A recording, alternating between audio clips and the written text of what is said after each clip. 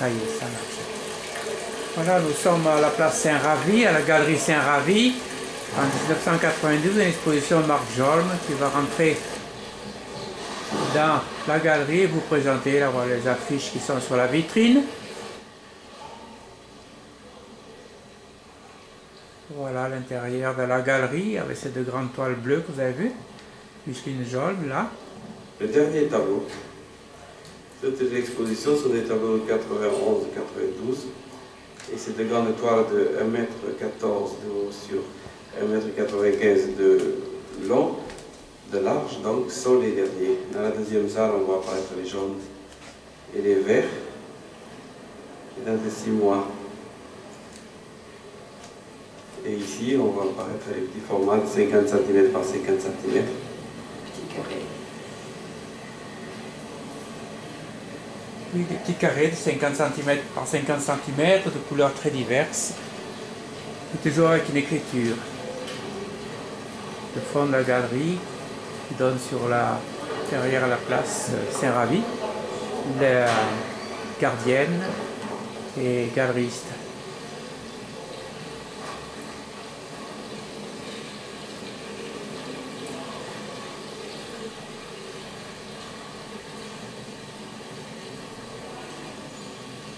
Il y a la variété des colorations avec très intense en même temps.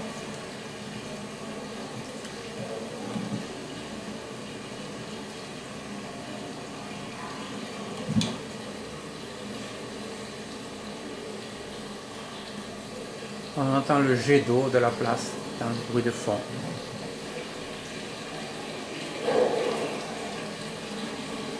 Une forme colorée très affirmée sur un fond d'écriture. Dans ces petits formats, voilà des détails de jaune avec les formes qui reviennent régulièrement réparties sur la surface.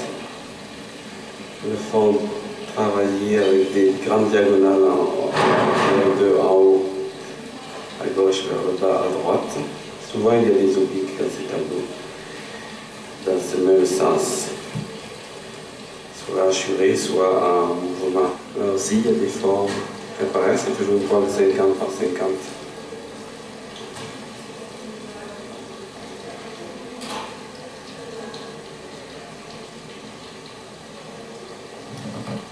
Le texte de Jean Joubert pour le catalogue. Celle qu'il appelle hommage à Rembrandt. Oui. Les verts et les roses qui se promènent sur la toile. Bleu, de tonalité générale, ce graphisme.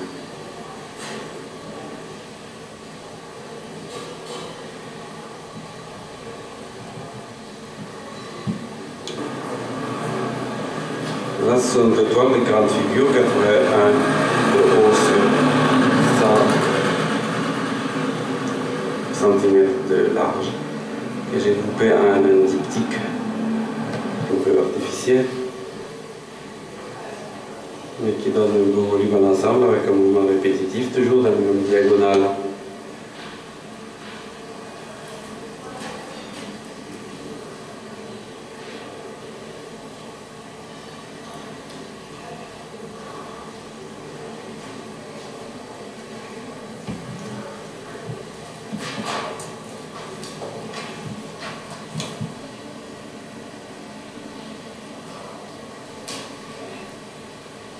De 60 figures regroupées en un seul élément.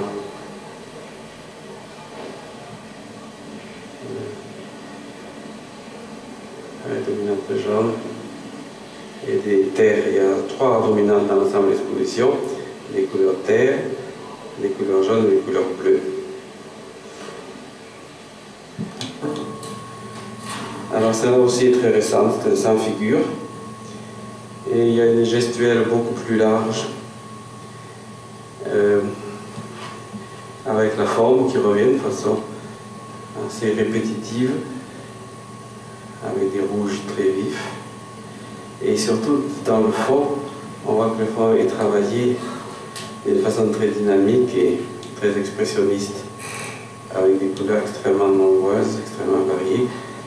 Puis il y a aussi des blancs qui sont... le blanc de la toile qui apparaît dessous. Qui aèrent un peu la toile. Et alors, celui qui était sur... Là, c'est un jaune avec des verticales qui sont beaucoup plus nombreuses. Et ça, c'est celui... Et ça, c'est celui du carton. Ça, c'est un de mes préférés. Une menthe verte. Des couleurs un petit peu comme un grand pré avec des formes extrêmement solides et telluriques un peu. Joyeuse aussi.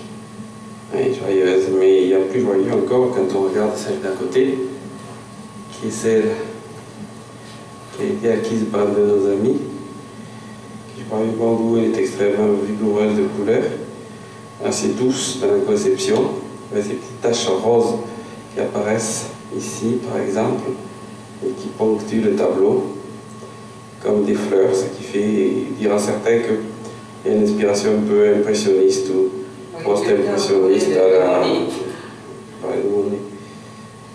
Là aussi, il y a des blancs qui apparaissent d'ailleurs dans la toile. La toile toujours pour plus de légèreté.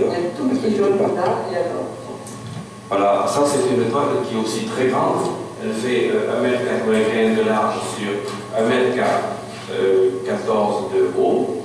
Alors, cette toile, il y a donc elle est dans des couleurs de terre de ciel, de terre d'ombre, avec un fond très travaillé et des petites taches qui apparaissent avec une répétition régulière en diagonale, toujours. Il y a très souvent des diagonales, comme je l'ai dit, là en particulier. Et on voit apparaître des espèces d'horizons, qui est la projection des barres qui supportent la toile derrière et qui sont atténuées. Il y a une espèce d'accusation du motif de la surface, ce qui fait que cette toile est un petit peu un plein œil à l'intérieur de support surface. Et accorde bien en particulier la répétition du motif. Cependant, la fracture est quand même très postérieure dans la mesure où le travail du fond n'est pas une coloration matérielle pour une teinte par exemple, et sur lequel on fait vibrer les couleurs, mais aussi qu'il y a une écriture, un graphisme que l'on peut voir. D'ailleurs, on va vous montrer des détails.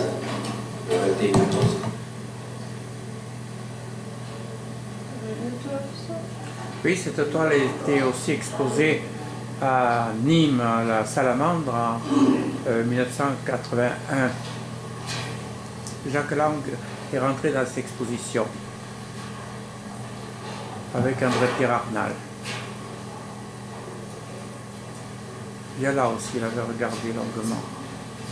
Voilà une étoile qui est aussi dans les bruns, dans lesquels il y a la superposition d'un tracé de diagonale et un dessous qui vibre d'un aspect chamoré avec les verts et les bleus qui jouent sur ces bruns. Oui, il y a des grandes obliques en effet. Une autre toile qui est beaucoup plus une terre agitée d'herbes séchées de l'automne. Et ici, une espèce de quadriptyque qui a un aspect un peu humoristique pour mettre avec cette toile jaune extrêmement libre avec des formes un peu jouant sur l'espace. Et les taches jaunes, on les voit se prolonger comme des taches aussi folles détachées de ce tableau dans les toiles roses, en particulier celle du haut et celle du haut à gauche, avec une opposition des tonalités sombres d'un côté et des tonalités plus claires de l'autre. Je vais vous montrer des détails de cette toile pour voir le foisonnement et l'écriture qui est extrêmement dense dans ces tableaux. Voilà les tons très différents. La deuxième toile, là. Ici, une toile beaucoup plus légère avec une écriture qui est presque frottée sur la toile. Et là, une espèce de densité de formes qui s'enchevêtrent en laissant de grandes taches d'apparition laissant apparaître la toile. Voilà, nous allons nous arrêter sur la présentation de ce quadriptyque.